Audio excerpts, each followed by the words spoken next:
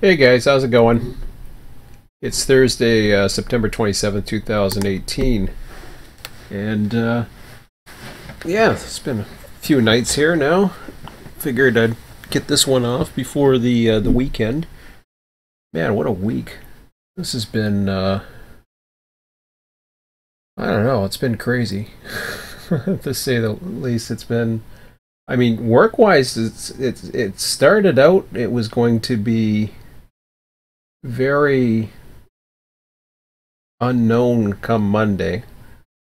And then after that, it just got easier. So it's been a pretty, for the most part, nothing happening. But of course, when that happens and everything else starts going on, and yeah, apparently, I knew I had something going on in the house.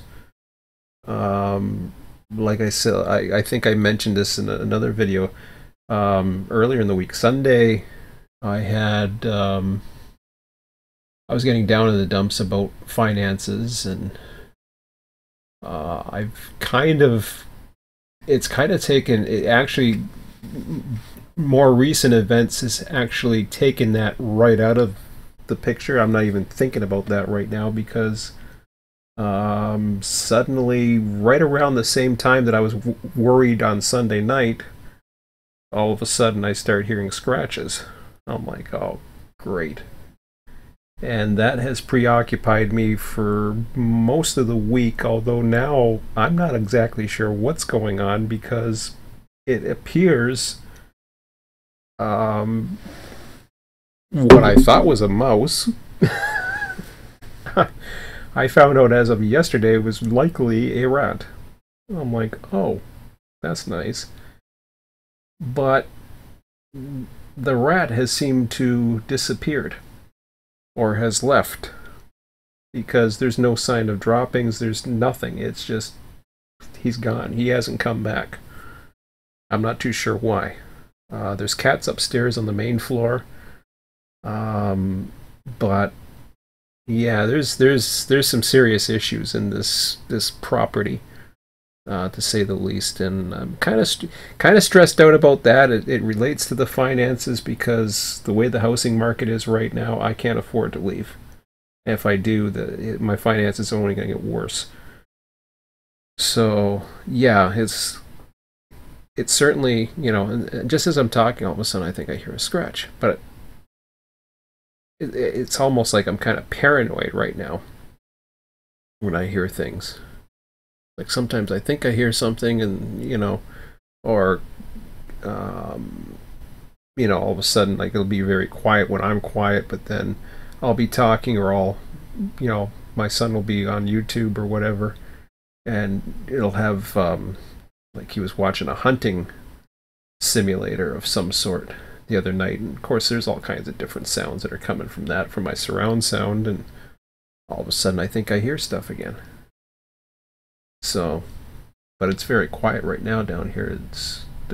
I guess they're out for their walks or settling in for the night. I don't know. It's very quiet. But yeah, I don't know what's up with that, but it had been quiet for a bit. The only thing I'd been doing was typing on the keyboard, but I hadn't heard anything until that, like, about a minute ago. But I haven't seen anything. That's the weird thing, is I haven't seen any evidence of it. And I got a lot of cleaning up to do, but anyways, I don't want to talk about that. I want to talk about more pleasant things. So hopefully that'll resolve itself.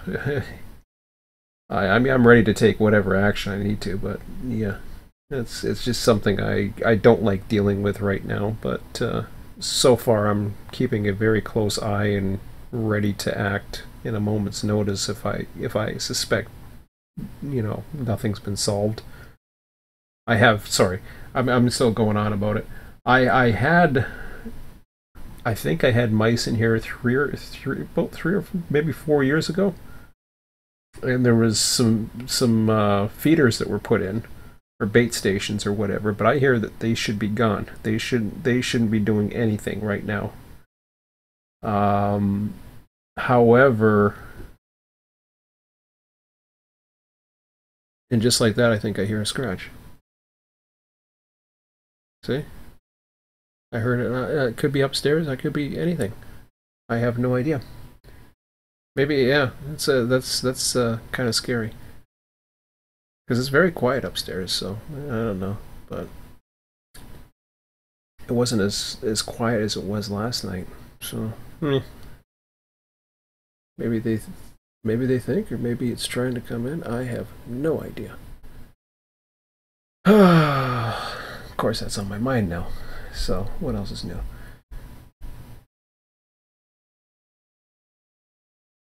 But I don't know.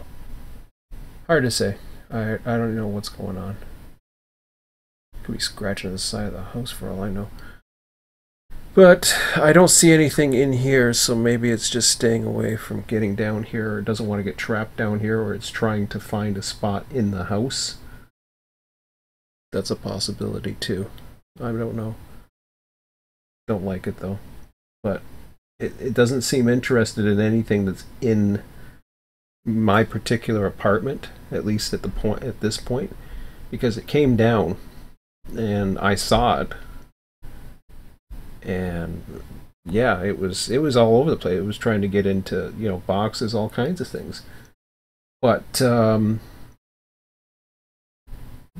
it was there. It was here for just over one night that I knew it was in here. And yeah, there was the scratch. There was where they dug or where he dug up there in some of the corners trying to get out. It seemed as if, because I had something with the ceiling, one of the ceiling tiles was opened up a bit, and I think it fell through that. So that's where suddenly it was in my apartment. I don't think it's interested in being in my apartment. It's interested in being in the house, if that makes sense. Because it can't find any food down here. So it's just basically, you know, it wants the house, but it doesn't want to be threatened, if that makes sense. So I don't know. So I'm not too sure what to say there. So I have to talk with the people upstairs, and then just, you know, from there see what's going on, and hopefully they're watching things as well, because I don't see any more damage down here. I don't see any more damage. I don't see any more signs of anything. None of them. It's like they're not into my stuff. They've had the opportunity. I've been sleeping with my bedroom door closed recently, because the one night I couldn't sleep at all. The last couple nights I've been sleeping pretty good though. I had a sleeping pill, not last night but the night before, and last night I was fine.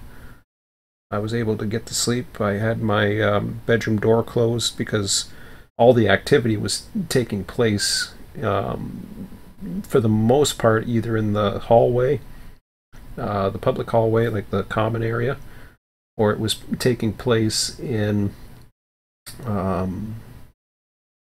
probably my living room here, right where I'm at.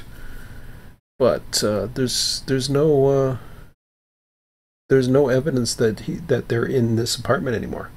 So I think what happened was they fell in and they got trapped down here accidentally, and they worked their way back out, because it was, I should say they, like, as far as I know, there's just one. It's a juvenile rat by the looks of it, by the size. That's why I mistaken it for a mouse at first, because it was an awfully big mouse, but it wasn't. It was a small rat. At least that's what I've been told by feces analysis. So, anyways, enough of that. Let's move on. And if it makes another noise again, that's nice. And if I know it's going to come, like I keep saying it'll go on. I bought a mouse trap the night prior, and everything started settling down. Then I realized I didn't have a mouse, because then I started examining some of the feces a little bit more closely. I was like, well, I don't know if I have a rat or a mouse, because I really didn't know. And it's just like, and then at first they said, yeah, oh no, it wouldn't. There'd be all kinds of turds all over the place if it was a rat's. And then, you know, I showed the tips, like, oh no, that's a rat. I'm like, oh, okay, great. So This is probably a small one. Like, yeah, okay.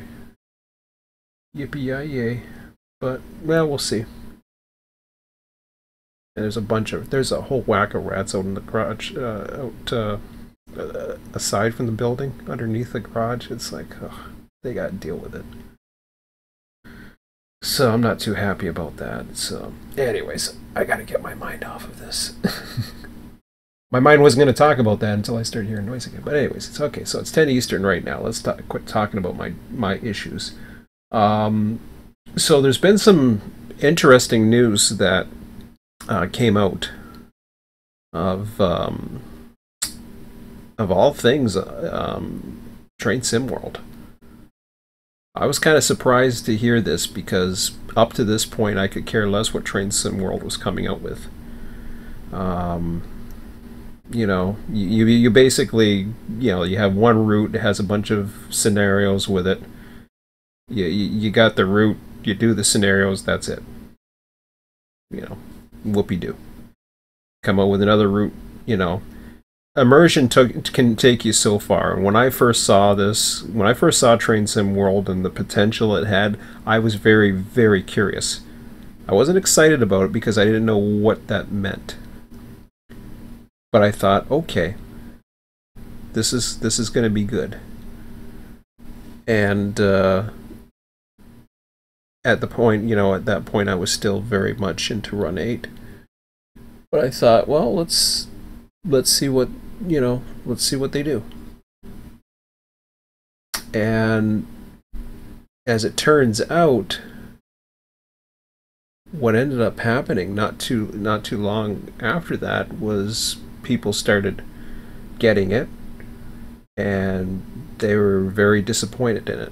Most people I've seen have been very disappointed in it because, especially those that have played Run 8, the physics are night and day.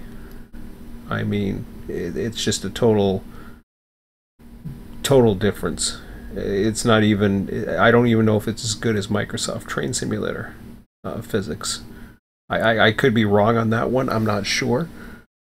But the big thing that I knew, you know, that it was done in Unreal. Up to that point, I was under the impression that the reason why an editor is not out for it is because you basically need Unreal to edit it. And I hadn't heard too much if there was a way around that. But it turns out that there's something being developed that uses Unreal itself to act as the editor. Now I heard that you can get Unreal Engine. They're actually using Unreal Engine to develop it, and I thought, okay, now this is interesting, because what's interesting about that for me, number one, it has the potential of being the best development. Basically the best development environment you can get for any train simulator out there. And I know, you know, there's been talk about it, how it's, you know, that Unreal has got a strong learning curve. Well, I agree. In fact, it's so strong that I decided not to go that way when I was looking at possibly doing things with the RTS brand. And I was just like, no, I can't do this. I got it, and I was investigating it, and it wasn't so much the Unreal editor, it was the way it dealt with it, and that it had to do with the coding in the C, or even using the script editors. The script editors were limited to only doing so much, whereas because it was like a scripting language that's built into UE4, or you can go the route of C. And I knew how to program in C, but it's not my favorite language to program. It's never been my favorite. But I was just, it kind of threw me off of it, and I was just like, no. What's more interesting about it too is, can you use C to really enhance the functionality of it? That'll be interesting to see. No pun intended. But the reason why I say that is because you talk about the physics. Well, can that somehow be modified? Can you actually go into the engines and somehow modify the physics, or the way the rail cars act? Can you actually write scenarios? I haven't heard that one yet. I was reading through the article that was posted on TrainSim, and I was reading through the article, and it's very early on, but they showed a screenshot of it, and it's like some kind of in-house, not in-house, I can't think of the word, but it's like a hybrid of UE4, but it is UE4, but it actually acts as the editor for TrainSim World. And I thought, wow, this is good. And I mean, am I excited for it? I'm excited for the train simulator genre. But am I excited for this in particular? Not yet. I'm curious. Because I don't know exactly what its limitations are going to be. I don't know how it's going to allow, like, where, what kind of support are you going to get? Is it going to be unsupported? Is it going to be capable of being modded and be part of this whole environment where anybody can share each other's creations? Like, how is that going to work? I'm not sure. It'll be interesting to see how that turns out. But what surprises me, though, is if you asked me that question before I saw that article, if you asked me the question, who would get an editor first, Run8 or TrainSim World, I would have put a lot of money on Run8, and that still may happen. I don't know. Who knows? It's under development. We don't know what's going on. But I would have put my money on Run8, and the only reason why I say that was because it was at least talked about. In the Run8 circles that you hear various Facebook tweets or hearsay from various sources, etc., who supposedly, are in on conversations on Run8 Depot Plus forums and all this other stuff. You start hearing different things, but you hear a lot of hearsay, and if you're not in the right circle, you may not hear anything. But if you have enough contacts, you sometimes will hear. I mean, I talk with developers too, but see, that's the difference. Developers are under a non-disclosure agreement. So, and I know this for a fact, because I'm still under that same non-disclosure agreement. And, I know not to ask, there's like people like say, for example, Mikey, for example, I know not to ask him. I wouldn't even challenge it. Anything that he can, that he can tell me himself if it's public knowledge. But other than that, I would never start questioning him about things like, hey, Mikey, can you tell me what's, the only thing I did do the other night was I basically was I think I had a lot of different ideas that I was hoping that the Run8 team would eventually get, and it involves and it was talking about editors, actually, because editors is something that's very much on my mind, and the reason why, I've never really done a root editor. Or I've never really done a root. I toyed around with it in Microsoft Train Simulator for a tiny bit, and it was such a buggy editor that eventually I lost faith in it. I used the activity editor quite a bit in Microsoft Train Simulator, but it too was buggy and had its limitations, and eventually I gave up on that. Writing activities was not going to make you any money. Writing routes could make you money if you're good. You got to be really good now. Like I said, the comments on Train Sim were kind of, I mean, it seems like a lot of people on Train Sim are not too excited about UE4. Or sorry, not excited about TSW. Others say, you know, like how the one comment I saw and I replied to was that UE4 has a big learning curve, and it does. But it has a much bigger learning curve when you start getting into the programming side. By the sounds of it, you won't have to deal with the programming side. Maybe the scripting, but other than that, it's not as bad.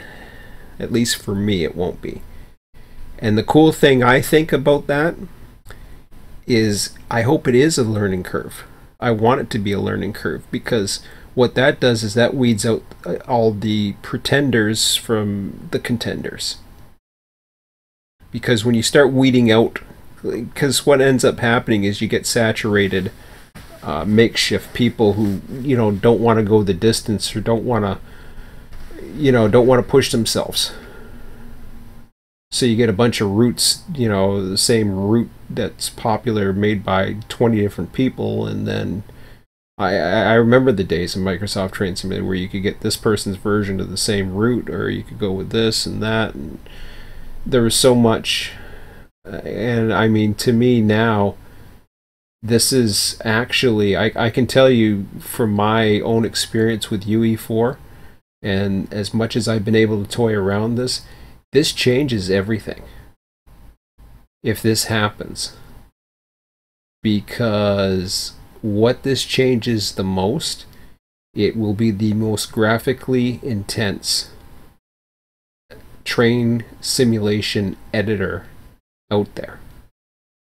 It would become, it would actually, I don't know how it would rival Trains as the best editor, but it all depends how it functions. Scripting, how dynamic the signaling. I think having the AI be dynamic, and I don't know how it works. I'm curious because it is double track. I'm curious what happens when, say, you're not running your train at a certain speed and there's crossovers involved. Is it smart enough to choose the next crossover or route your, you know what I mean? Especially the double track lines. Now, from what I've seen, it appears that most of it has been just double track trains passing each other, not using the crossovers. The crossovers are there, so that's where it remains to be seen. But at the same time, I'm wondering if the scripting somehow plays involved in that. The actual UE4 scripting language might be able to do a lot of advanced things based on you playing around with the variables in the way you see fit, and then left with your own imagination. In fact, I started thinking about, well, if you do program in C#, then you might be able to even manipulate it further. You might be able to have, for example, for those of you that remember Microsoft Train Simulator, used to have, there was a program called Activity Changer. That's a small one. I used to use Activity Changer, and that just randomly changed the times of the trains, so you never knew where the AI was going to be. But then there was, I hate that I can't, my memory has lost me now. There was a car forwarding system. I can't think of the name of it. It's been so long now that it's kind of lost me, but I have given, I can't even remember the person who developed it. That's pretty bad, but I do remember early on in my Run8 videos that I credited this person and their program as one of the inspiring factors for RTS, because I wanted RTS to behave just like that program, except do more. Because, you know, there's only so much you could do with Microsoft Train Simulator, whereas Run8, there was a hell of a lot more you could do. It was much more open-ended, much more adaptable, configurable. You could do quite a bit, and I mean you to some extent you still can, as far as being able to write. You can write a program and still deal with the XMLs in version 2. I just never updated it, and the only reason why I didn't was because, as I've said in the past, it was going to be a lot of work, and I really wasn't interested. I wasn't interested enough for the payoff and the work involved to get it up to speed. I wasn't interested in doing it. Now, I did announce a little over a month or so ago, I did announce that RTS development was back in. And originally I was going to go that route, and things fell apart pretty quickly, and I was just like, okay, no, this is going to be a lot tougher, and it's not worth it right now. Where I was going to go in and start saving the world file differently, like save the world or change the world as I called it, but no. But going back to Train Sim World for a minute,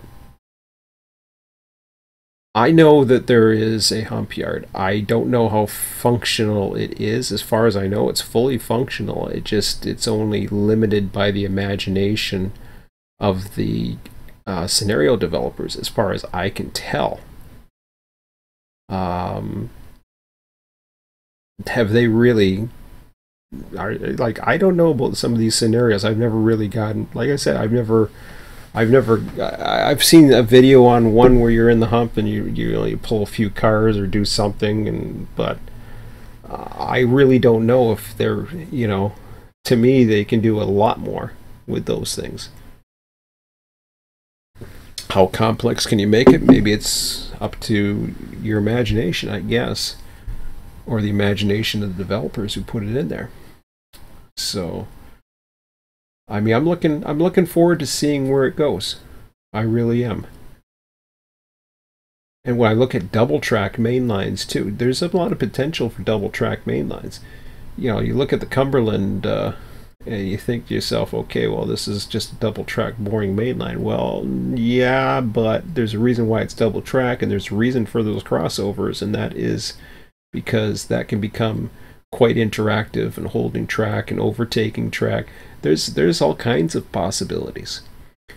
There might be a way of even fixing some of the physics. I don't know. I don't know about rolling stock engines or what other things you can do with it yet, but I'm definitely curious.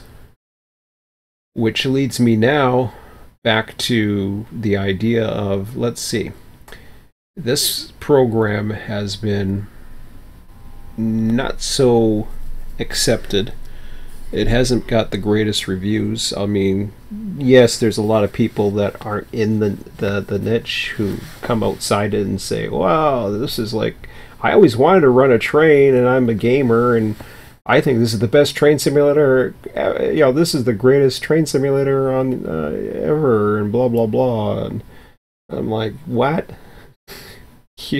You don't even know what train simulators are out there, but you play games, and suddenly it's like, oh yeah, this is what I always wanted to do when I was a kid. Or I've seen some crazy videos like no, this is not a train simulator. Immersion is great. And that alone had enough to at least get my immersion started. But the thing with immersion is it can wear off. It can easily wear out. And there's a lot of things with immersion. I mean, we were having a conversation, or at least we really haven't gotten to the conversation.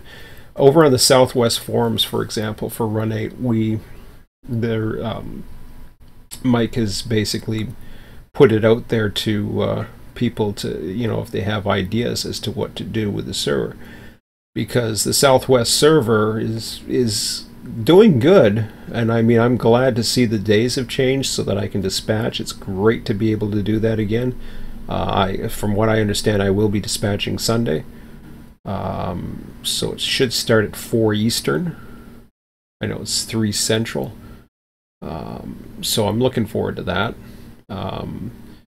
4 to 7 Eastern basically goes right when I'd be having supper, somewhere in the middle, usually 4:35.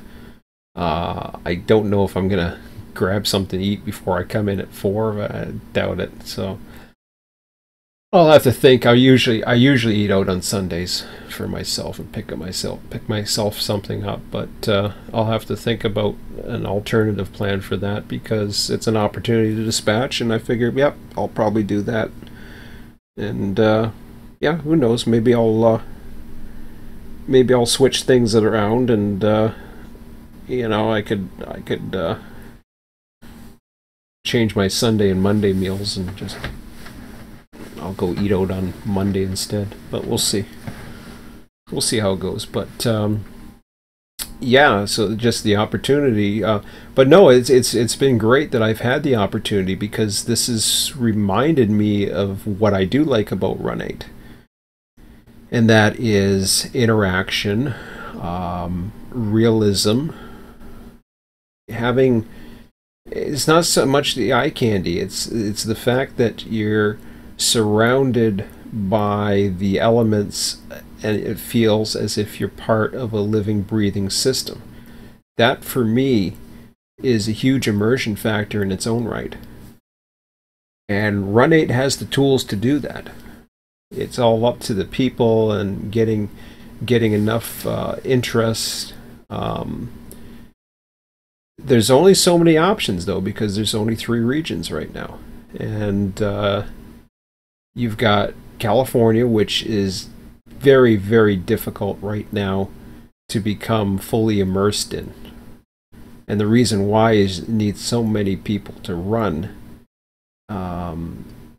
When I was dispatching the other night, it was one of 3 dispatchers. I had 2 conversations going on. Now, of course, you can't do that in real life, but at that point, I was like, okay, well, I'm probably doing a little bit more than the average dispatcher would at this point. There would be a little bit of breathing room, even if they're busy. But I said to myself, okay, how about, basically, I've lost my train of thought, so, well, anyways, don't ask me. I might be getting tired. That's a good thing. So yeah, I don't know what I was saying, but, and I forget what I was talking about, and that happens sometimes. But, it was cool. It was really cool. It was fun.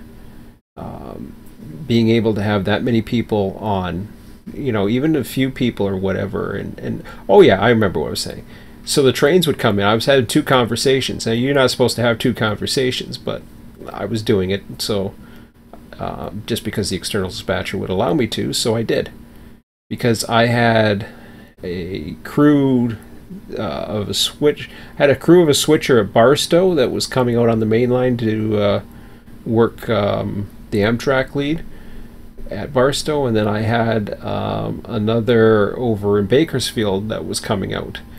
And meanwhile, I'm still dispatching everything else that's going on. So I'm like, I got trains stopped, and of course they just stop and sit there and don't say anything to you, but with the AI, but that's okay. That's just the way they are. They're not complaining. I'm not going to complain. They can just sit there then. But eventually I'll notice them. And yeah, my whole system has been thrown out of whack. I mean, I had that 1530 system I used to like using. I haven't been able to do that with this yet. I just have not been able to get into the flow because honestly, there's too much going on at the moment.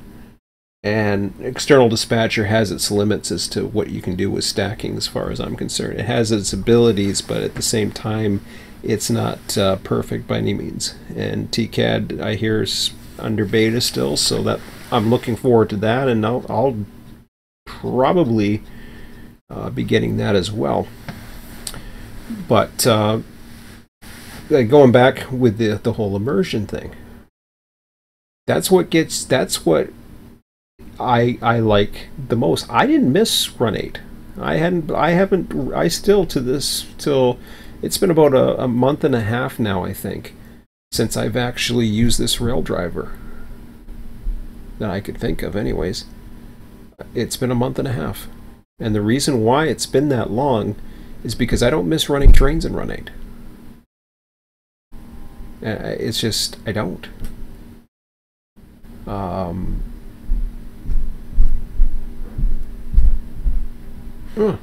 Now people are here. Okay, they must have been out for the walks with the dogs. But, so, no, I don't miss running trains in Run8. Now, the reason why I don't miss running trains, there's two factors that came into that. I did have the ability on the Southwest server, for example, to run trains under dispatch circumstances, but it got, just running trains got a little boring. And despite having the AI or not the AI, or lack of AI, and actually having players dispatch you and all that, and then you had the AIs that were coming in, just seeing an AI train alone, after a while, for me personally, it grows tiresome after you start running and you're just running trains from point A to point B and you're not really doing much. Now, switching, on the other hand, is kind of cool, especially when you're involved in a situation like I was helping those two crews get through, and that is you're actually have a switching run to do, but you're in the middle of a session and you got to get through AI traffic to get to it.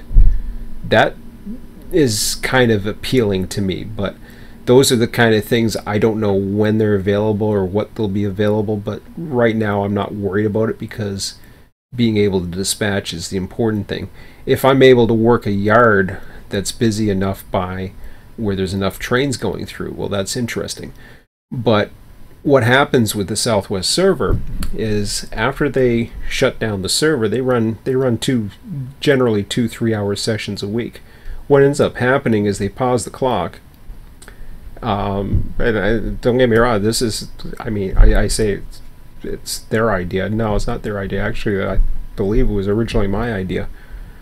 And it was just a way to preserve the 24/7 and allow people to come on the server and do stuff while having the ability to dispatch sessions. But what happens is, when there's all this work that has to be done, unfortunately you have to stop the clock because you're getting too far ahead of yourself, where trains are starting to move all over the place, and then a lot are going into Barstow, a lot are coming out of Barstow, so you need a catch up. You need to be able to catch up and have the work done. I have no real interest, at least right now, of being able to be that part of that catch-up crew. For me, and I know, and I certainly appreciate those that do it. Hopefully, and I said this in the post, I says, hopefully you appreciate that, I'm willing to dispatch to make things interesting on those sessions for those that are looking to be dispatched, because you don't get that in single player. But I've done it enough times and for long enough that it got boring for me. So I didn't miss it. But the dispatching part, hey, it was great to be able to do that again. So now I just do the Southwest servers. I'm sessions. I'm running Sunday, as far as I know, as a dispatcher, and I think Wednesday I'm on for a dispatcher as well. So those I look forward to. But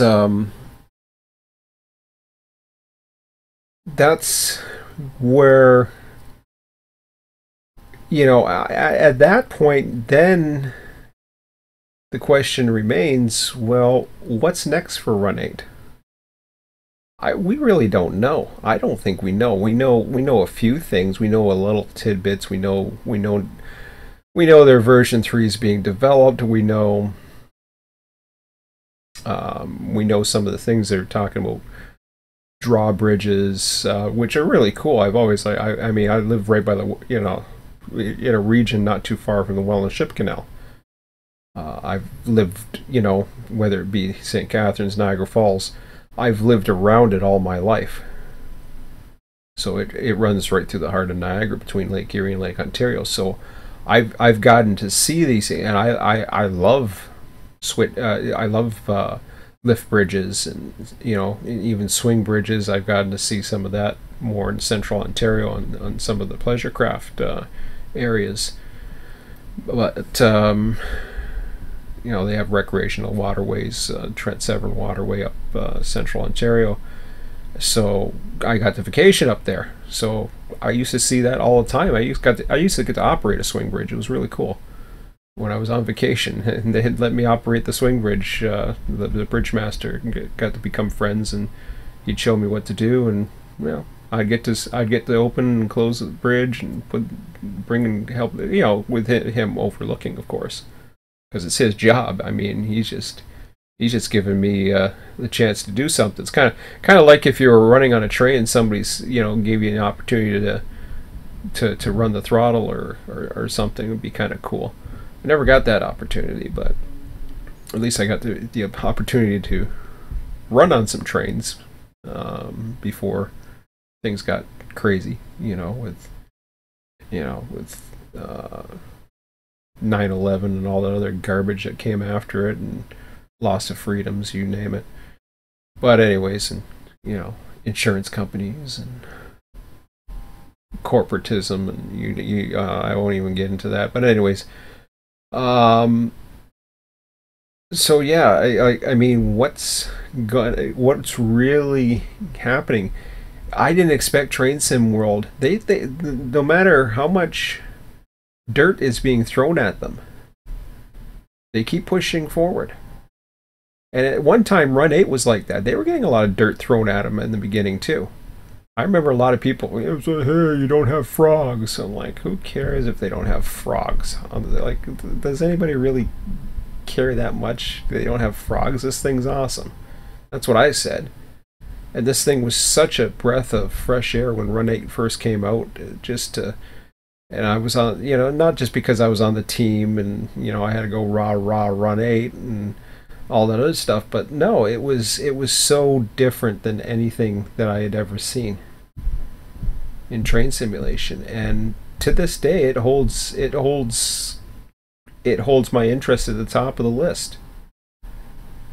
But since that time, although there's been some very cool surprises and a lot of different things, it's interesting to see where it's going next, because I don't know, but yet Train Sim World, they keep on pushing out new ideas, and they're not afraid to tell you. Like right there, they've said, "Hey, we understand people want this, and they're gonna get it. It's not a matter of if but when." So I'm like, great. I think to myself, okay, well, I don't have Train Sim World, but suddenly now I have to keep that in my back of my mind as a possibility that I may purchase it if the right conditions and this editors can do what it can do. And one of the first reasons, and I say this especially when I'm talking about some of the issues I've been going through this week and early on, worried about this and that, is money. You might think, well, okay, wait a minute, you're interested in it because you want to spend money? I thought you were trying to save money. I'm like, yes, I am. I see a long-term potential for it. This is where I see my opportunity of getting into something I mean, I could go into Microsoft Train Simulator, or trains or whatever, and I can start developing routes, especially trains. I mean, trains has got one of the easier ones out there, but it's so, like I said, these markets are so saturated. It is not going to be as saturated, I don't think, with Train Sim World. And there's going to be a difference in the level of graphics that you see a professional style approach take, such as basically the graphics that are in Train Sim World itself. Those are professional style 3D art. You're not getting that in, and we're not talking about assets, we're talking about the world itself. You're not going to get that inside a normal train simulation. You're gonna have editors, you're gonna be able to plop down various assets and do these things. With Unreal, I see photorealistic scenery, I see topography. There's all kinds of possibilities. I don't know what other the possibilities are, but it'll be interesting to see if other editors, such as being able to create rolling stock and engines yourself, and there's all kinds of things. So it'll be interesting to see if they, it'll be interesting to see who has a possibility, like with the Run8 thing. If you want to be a developer, you basically have to you have to approach Run8 and say, hey, I wouldn't mind being a developer, I guess, or you could say that or whatever, but they're the ones that decide ultimately, I would imagine. Whether or not they're going to spend time to work with you because it's their program and they have to include you in it. It's not as easy as just saying, hey, go ahead and develop something and we'll let you use our screenshots or something like that on their websites, or give you a link at the very least. But no, the fact that it's there, the fact that you can go in and you can build something in Unreal, and if you're really, really good, or you're finding various assets that just work well, maybe they're distributed or shared or whatever, or you create assets from scratch, you have the ability to basically create a 3D world, very similar to what you see in my background here. Although that is a real picture. I got a complaint the other night saying about me cleaning up my desktop. But maybe I will one of these days. I gotta clean up my house first before I worry about my desktop. But something similar to a scene like that can be easily created in Unreal 4. I shouldn't say easily, but it can. Yeah, what I mean by that is Unreal can handle something like that, and the waves that have, like they could have a choppy, not necessarily a choppiness to them, but like you see if you look out towards the water, you can see there's you got the shadows, you got Unreal already has the shadows and everything, but you've got that little ripple of water, so you can tell that there's wind that's doing a little bit. Then you got fog effects in there, and it just looks really cool. And what's cool about it is there is no reason why photorealistic scenery, you can't get it to look just almost indistinguishable. It's that good. The technology is that good to make it look, that sharp. I mean, yeah, you'll notice a difference. The trained eye will, but I could easily look at this and say, well, I don't know, is it a real picture, or is it 3D, or a 3D? It all depends upon the engine and the pixel count, because I believe the images are they're a lot. I don't know if it's a pixel count or the number of colors or what the hell it is exactly. What kind of OPAC it has and anything. Really, the way I'm talking through my butt here as far as graphics and stuff like that, I really don't know much about it. Which, of course, makes it a strong learning curve. And that alone might be enough to deter me and others to, like you said, the pretenders, the pretenders from the contenders. Because what happens is those that do have the talent and the ability and can persevere and get through all that, then have an opportunity to actually build it. Whereas everybody else would have already quit. And then you have, you're going to have a few new routes that come along. People will have the options. They'll be able to, see whatever, and it should be good. I mean, I can't think of any more else that I think it would just be great.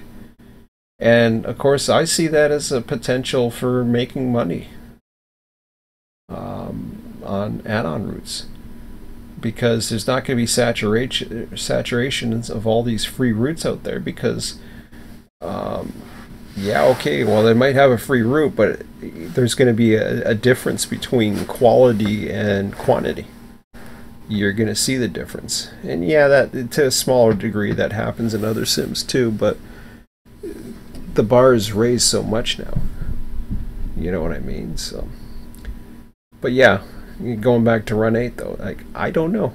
I really don't know, what they have in store coming up, when it's coming up. It's just one of those things where I guess we have to wait. But if Run 8 can get me excited next, hey, see, I said excited. Somebody said that's like, no. I guess I am excited about it. I'm excited to see what it's going to become. But if Run 8 can suddenly get me excited about their new feature or features that ever come down the line, then then suddenly now I have something to think about as far as, okay, well, which do I purchase this new program I never use, which looks really cool, or do I stick with Run 8 because they're coming out with something that could do something for me, or do I just continue to program? And I haven't had time or interest to do any programming at this point. I'm waiting to see a few things, let it all settle down a bit, and then see what happens. But plus, I got other things going on for obvious reasons. But that's something that I'm still looking to do, especially on certain nights. Like Monday. Monday, for example. And Monday right now is wide open for me. I'm not sure what's going on Monday. It's totally wide open for me right now. That's one of those typical nights where I will either just take it easy or I'll get into something. And it's going to swap between Sundays and Mondays from what I understand on the Southwest server. So we'll see how it goes. But I'm not rushing myself. I'm not in any hurry, at least not yet. But again, we'll see. So.